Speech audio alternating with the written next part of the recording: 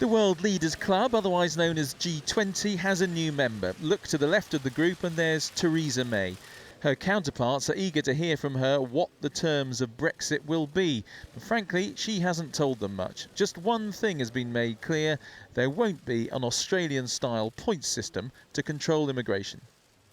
What the British people voted for on the 23rd of June was to bring some control into the movement of people from the European Union into the UK.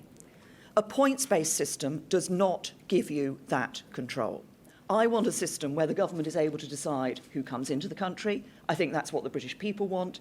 A points-based system means that people come in automatically if they just meet the criteria. That might be a surprise to the man on her left at last week's cabinet. Boris Johnson campaigned for a system which awarded would-be immigrants points on the basis of age and skills. Now other prominent Leave campaigners are getting worried. The idea for the last 10 years or so that an Australian-style points system was the way not just to control numbers but also the type of people, namely checking criminal records and all the rest of it. Now, for Mrs May to suddenly say that she doesn't want to have a points-based system looks like backsliding, and I think people are going to be very worried about that.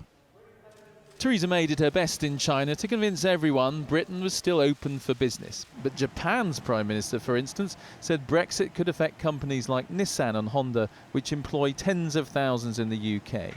Here, the ambassador told me, the government has to be careful. The businesses here, as I said, are enjoying operating in Britain. And if they are to be pushed out, it's not going to be by their choice. It will be a decision that they'll be forced upon. Theresa May's first international summit is now over, the whole gathering marked by flamboyant celebration.